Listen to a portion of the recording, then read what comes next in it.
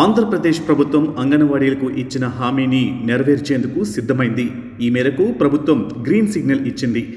అంగన్వాడీ కార్యకర్తలు, ఆయాలకు గ్రాట్యుటీ అమలుకు ఆమోదం తెలిపింది.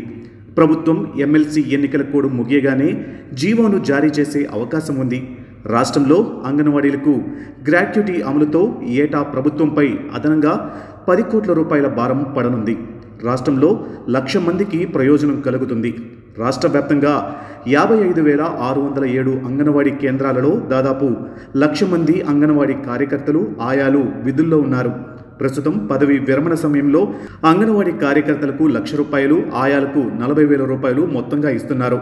ప్రతి ఏటా 600 మంది అంగన్వాడీ కార్యకర్తలు, మరో 700 మంది వరకు మినీ అంగన్వాడీ కార్యకర్తలు, ఆయాలు పదవి విరమణ చేస్తున్నారు. ఈ మేరకు వీరికి పదవీ విరమణ ప్రయోజనం కింద చెల్లింపులతో ఏటా 8 కోట్ల రూపాయల నుంచి 10 కోట్ల రూపాయల వరకు ప్రభుత్వానికి వ్యయం అవుతుంది.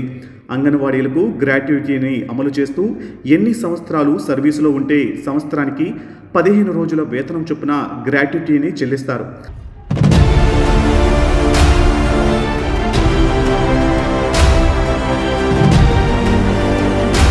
రాష్ట్రంలో అంగన్వాడీ కార్యకర్తల జీతం 11,500 కాగా అందులో 15 రోజుల వేతనం అంటే 5,750 రూపాయలు. అంగన్వాడీ కార్యకర్తగా విధుల్లోకి తీసుకునేందుకు గరిష్ట వయస్సు 35 ఏళ్లు కాగా 62 ఏళ్లు వచ్చే వరకు ఆమె విధుల్లో ఉండి పదవి విరమణ చేస్తే 27 ఏళ్లు సర్వీసులో ఉంటారు. ఆ లెక్కన చూస్తే 1.55 లక్షల గ్రాట్యుటీగా వస్తుంది అని అంచనా వేస్తున్నారు.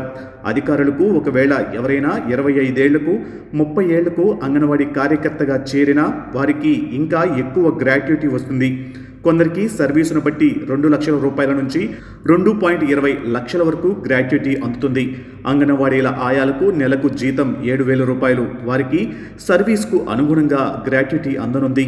దేశవ్యాప్తంగా చూస్తే గుజరాత్, కర్ణాటకలో మాత్రమే అంగన్వాడీలకు గ్రాట్యుటీ అమలవుతుంది. మరోవైపు బాల్య సంరక్షణ, విద్యపై అంగన్వాడీ టీచర్లకు 120 రోజుల సర్టిఫికేట్ కోర్సును పాఠశాల విద్యాశాఖ నిర్వహిస్తుంది.